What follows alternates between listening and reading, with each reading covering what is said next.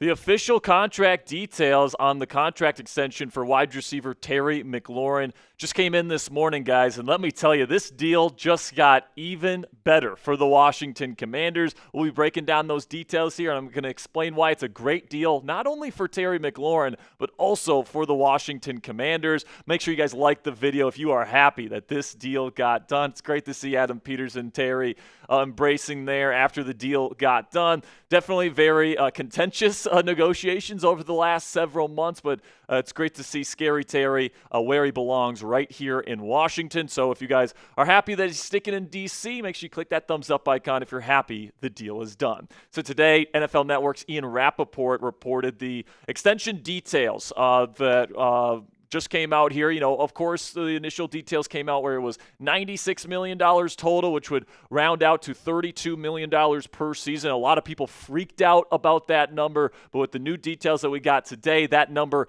goes down in terms of what the Commanders for sure owe Mr. Terry McLaurin here. The base value of the deal is 3 years, $87 million total. All right, so that drives the APY down to $29 million per season, so that's less than $30 million. The signing bonus was the same as DK Metcalf, so I think what Terry was fighting for was he wanted the same signing bonus as DK Metcalf, not necessarily the base salary and the base value.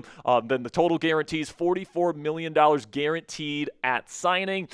So no matter what, Terry McLaurin is getting $44 million from the Washington Commanders in the years to come here on this deal, and then he can make up to $32 million per season with incentives. There is a very extensive incentive package here that could get this up to $96 million total if he hits all of the incentives on his contract. And those incentives are on things like total receptions, receiving yards, touchdowns, Pro Bowl selections, and playoff success in every given season on this deal. And if he can hit every single step along the way, then it becomes a $96 million deal. And if he's hitting every single one of these metrics here, guys, where he is maintaining his level of play that we saw from him last year, which was an all-pro caliber of wide receiver, and the team has playoff success, I don't think there will be a single Commanders fan alive that will be scoffing at the fact that we're paying Terry McLaurin $32 million per season if that is the case. All right.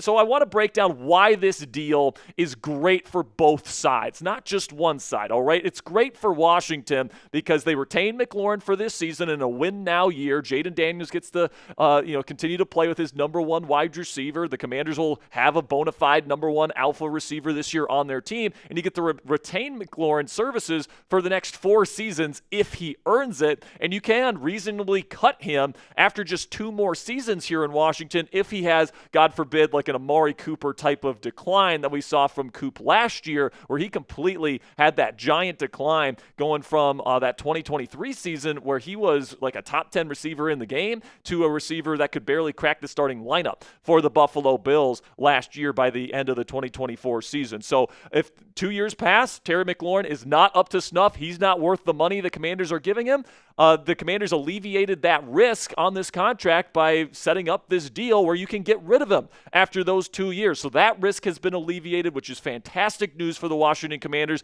And then, of course, if McLaurin continues to play at his high level, it's absolutely worth it for the Commanders, the money that they're giving him on this deal. But I also think this deal is great for Terry McLaurin because if he plays at the level that he believes he's going to be able to play at over the next several years, he's going to be paid easily over $30 million per season, and he's going to be one of the highest paid receivers in the National Football League. He also got a lot of money up front. $30 million hit his bank account yesterday after signing the deal, so I'm sure he's quite happy to be staying here with this organization that drafted him, that he has stood by, through thick and thin, and it looks like he's going to be spending potentially the rest of his career here with the Washington Commanders, definitely the rest of his prime years here in the National Football League. And I got to say, man, I was pissed at Adam Peters for not getting this done earlier, but I'm glad that he stuck to his guns. I'm glad that he was able to find a nice middle ground here where both sides could be happy, all right? I said on this show when Terry requested a trade, I was really hot, and I said if they end up trading Terry McLaurin and they grant this trade request and they send him elsewhere, you should fire Adam Peters on the spot. I was that angry with him at that point. But I got to say, man, the way that he has approached these negotiations, where he has set up a deal here where if McLaurin continues to play at an all-pro caliber level, he's worth every single dime. But if he regresses and he's not the player that the team is paying him to be in the final 2 years of this contract, then he can just cut bait with him, and it's not going to affect this team's cap space whatsoever, or at least not that much. So hats off to the GM of the Washington Commanders, man. This might be one of the best moves that he has made as the Commanders GM outside of drafting Jaden Daniels and bringing in Dan Quinn as the head coach of this football team. I think that this contract is excellent, not only for the Commanders, but also for Terry McLaurin. And speaking of Terry, he returns to practice today for the Burgundy and Gold. And my biggest concern with this whole situation, guys, as you know, if you've been watching the channel, was not whether this deal was going to get done. I knew the Commanders needed him, and I knew the Commanders were eventually going to get a deal done with McLaurin here.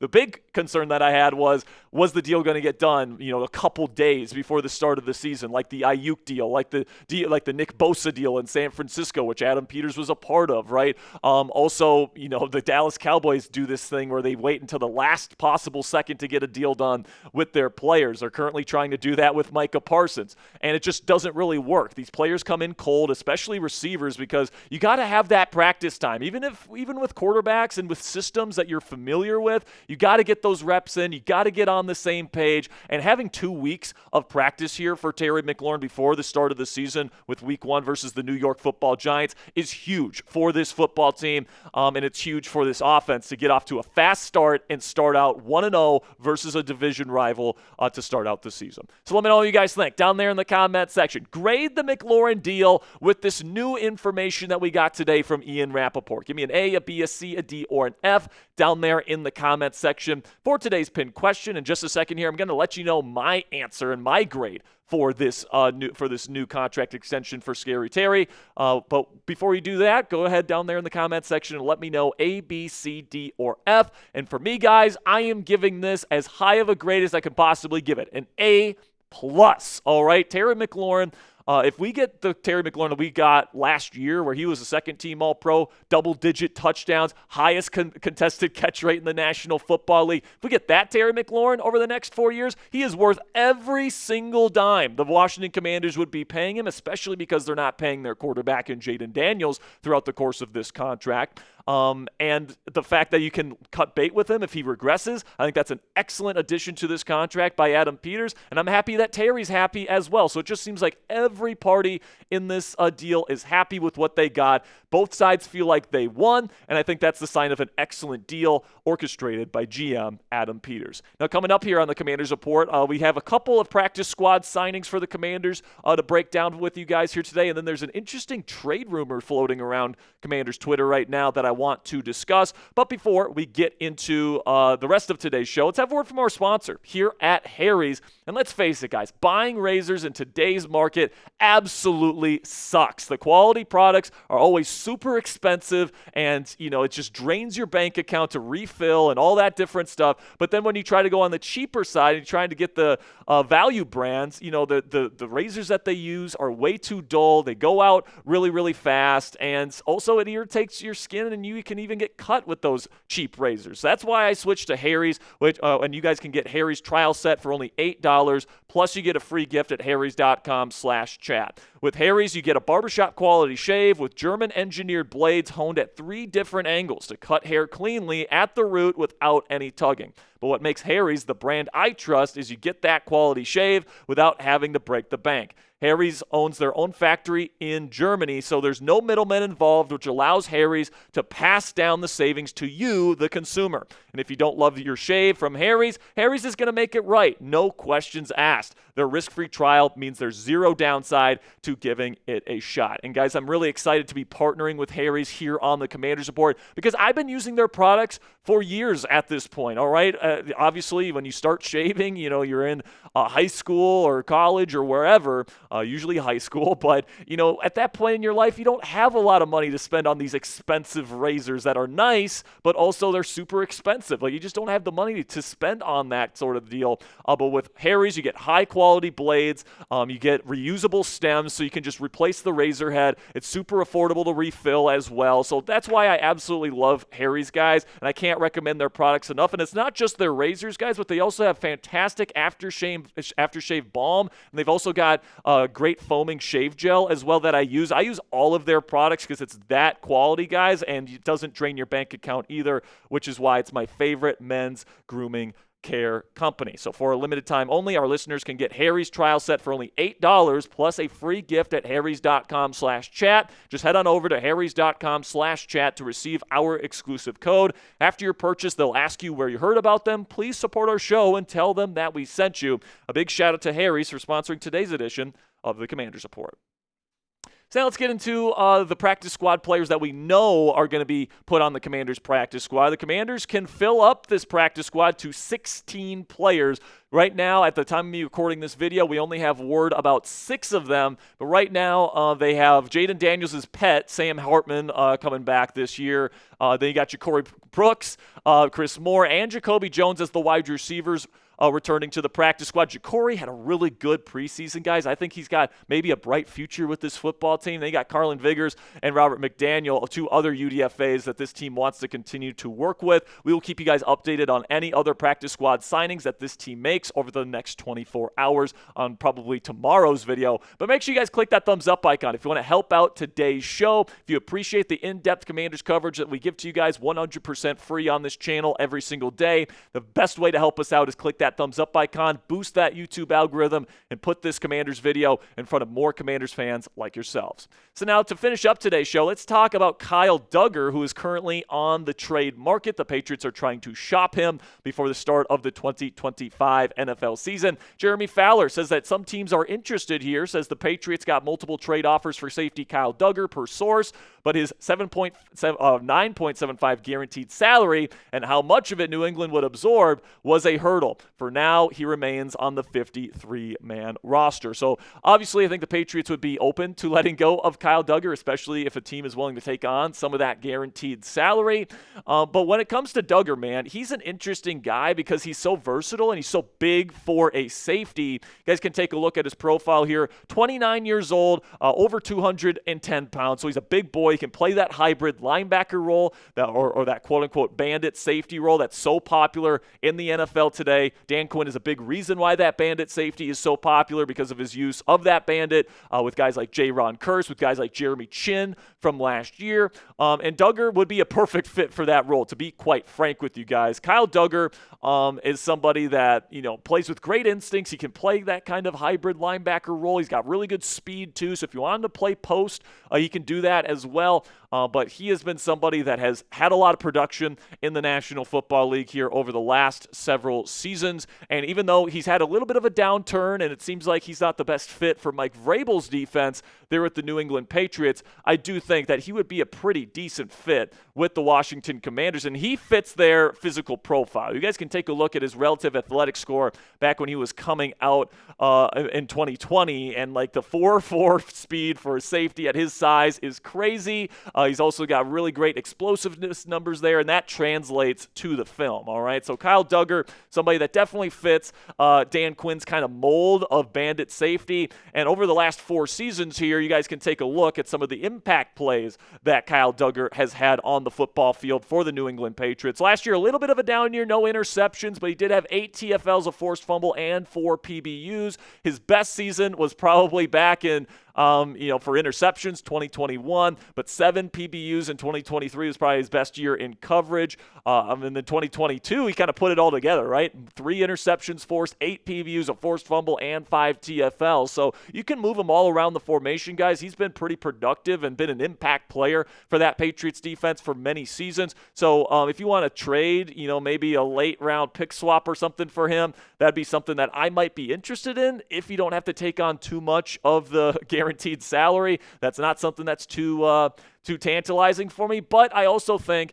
that Jeremy Reeves has had a hell of a preseason, guys. He's had a hell of a training camp, and Dan Quinn himself has given him multiple shout-outs during his press conferences all throughout camp, because I think he's earned an opportunity to play more than just his special teams ace type of role that he's played here in Washington for multiple years. He's getting to the he's taking fantastic angles to the football. He's wrapping people up. He's playing aggressively, and that's something that you want to see from somebody that's going to be playing this bandit safety type of role. So I think that they're probably going to stick and stand pat at the bandit safety role here, even though Duggar definitely fits what they want from a physical perspective. I just don't know if they want to unload more draft capital for somebody that's going to be playing essentially a third safety role for this defense, especially when you have a guy here in Jeremy Reeves who is perfectly fine playing that role. And then you have a guy in Tyler Owens who is also on the roster who could be on his way to potentially being a bandit safety in this defense in future seasons. So if they end up making a trade for Duggar, I'd want it to look something like this, guys, where you're trading a 6th-round pick in exchange for Duggar and a 7th-round pick. This way you don't lose any total draft picks in the draft next year. You just move down around there. But overall, the Patriots would have to take on some of that contract in order for me to be even slightly interested in this trade. But let me know what you guys think. Down there in the comments section, type A for accept or D for decline. For me, I would think about it if the Patriots are willing to take on some of the money. But I could take Kyle Duggar or leave him at this point. I think Jeremy Reeves will be just fine in that role. All right, man. Well, we got a little bit left on today's show. We just got one more thing that we got to talk about here. Kind of a fun item here. As we know, Bill Krosky-Merritt made the final roster this year, and he's expected to be the number 1 running back for the Washington Commanders heading into this season. Well, he was wearing number 32 during the preseason, and now he announces on social media that he is going to be picking a new number, it sounds like. He says, "Hometown, y'all help me pick a number here. I need it ASAP. 12, 13, 18, 22, or 25. You guys can see there that he was wearing the number 32 during the preseason. And honestly, I think 32 kind of fits him kind of well. But if he's going to change it here out of those options, I think I would pick the double deuce, 22, man. I think that would look pretty darn cool on Jacory Krosky-Merritt. But honestly, I think 32 probably fits him quite well as well. So whatever he decides to do, I'm sure it's going to look dope. I think he's going to make whatever number he wears look dope because he's a hell of a talent. I'm really excited to see what he's going to be able to do here in a Washington Commanders uniform this year. I know a lot of you guys are as well. But let me know down there in the comments section, which number do you think that Bill Krosky-Merritt should pick here? Do you think he should pick 12, 13, 18, 22, or 25? Or do you think he should just keep his number 32? Let me know what you guys think down there in the comments section. And that's going to be it for today's edition of the Commanders Report by Chat Sports. If we get more breaking news that comes out later today on the Commanders, we will, get you a video. But I think that's probably going to be it for today, guys. But make sure you click that subscribe button if you haven't already, because we're going to have extensive coverage surrounding your Washington Commanders all throughout the 2025 season.